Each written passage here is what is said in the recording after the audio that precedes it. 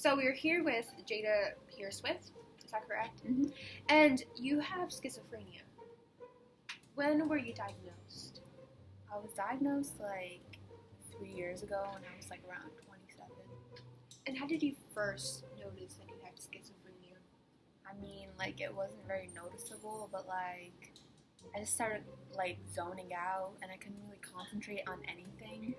And then gradually there were like these voices in my head and like things around me kind of started like distorting. I guess you call them like hallucinations or whatever. And when did you know that you had to reach out and get help? It's like as I got older, within the 3 years, all the voices and like the hallucinations, and like all the symptoms, they got like really extreme to a point where like I couldn't really talk to anyone. I couldn't even trust my own mom because I like thought she was gonna come kill me, which is, it's terrible, like not having anyone to share anything with, but yeah. And right now, how are you being treated?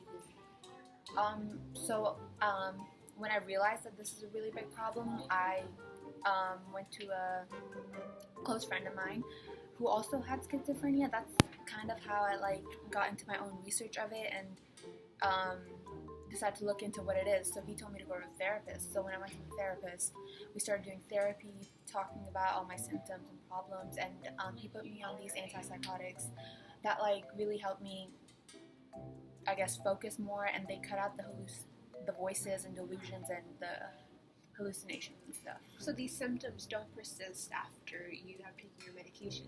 Yeah, they stop, and allowing me to act like a normal person. Alright. And is there anyone, there's a lot of celebrities who have suffered from schizophrenia. Do you look up to any?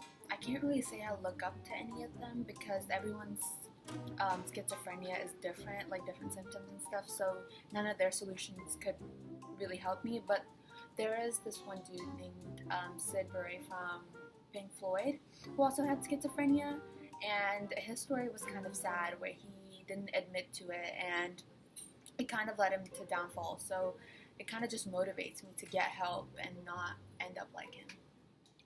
And pop culture has this very definition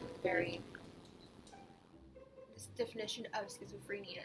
How do you think that definition is correct? Most definitely not, because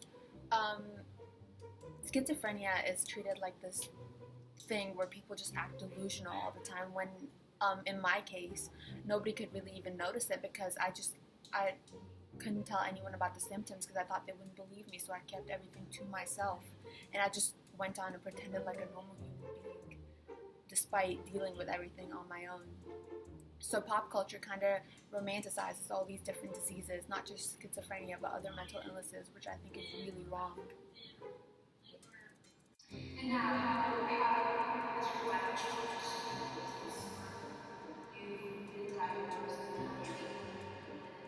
Ever since I've started my medications, it hasn't really been too extreme of like any symptoms or anything. I've been able to get back to my regular routine. I do have a really set routine where I have to do everything like in an order and on schedule, but I mean, I don't really think that's a bad thing. That just helps me fit in with everyone. But yeah, other than that, I've gone on a bunch of different presentations talking about schizophrenia, just letting everyone know that it's okay and it can be dealt with and it's nothing to be treated badly over.